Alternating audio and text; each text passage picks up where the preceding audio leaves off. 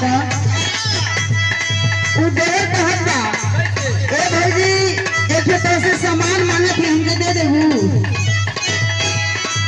देवरा सामान मांगत बा काला बस एक सीजन खातिर। देवरा से भौजिया कला देवर बाबू पिटइबो ना ना कला कि ना बा बढ़िया सामान मांगत है। सुनो का कहत बा तोहरे गलवा में सिंहरवा भौजी डाल दे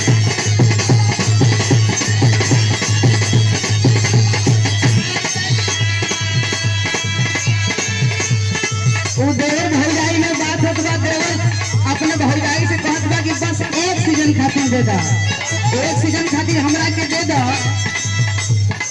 कहला कि देवर बाबू अगर तोहार भैया जान लेना तो का करी हम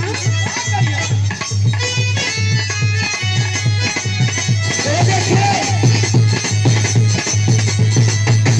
हमारे प्रधान जी श्री ब्रिजभूषण यादव जी भागलपुर की ऐतिहासिक धरती से ऐतिहासिक मिट्टी से आपकी ओर से बहुत बहुत नमस्ते प्रणाम है। सभी लोगों को हार्दिक अभिनंदन वंदन स्वागत है। भैया से मानत बा देवरा का कहले बा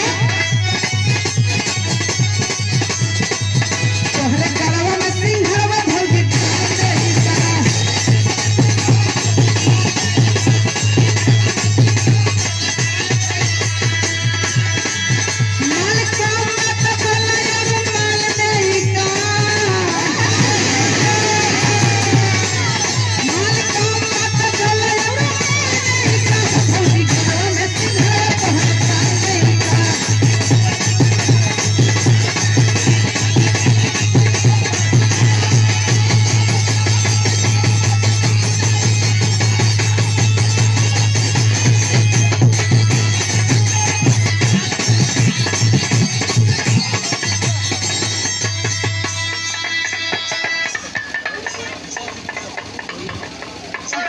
देखिए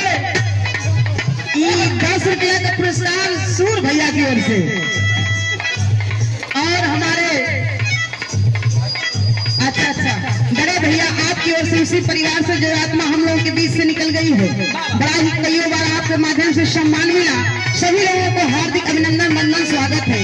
देवर भौजाई में बात होत बा कहत बा देवरा का कहले बा तोहरे गलवा में सिंहरवा भौजी डाल दे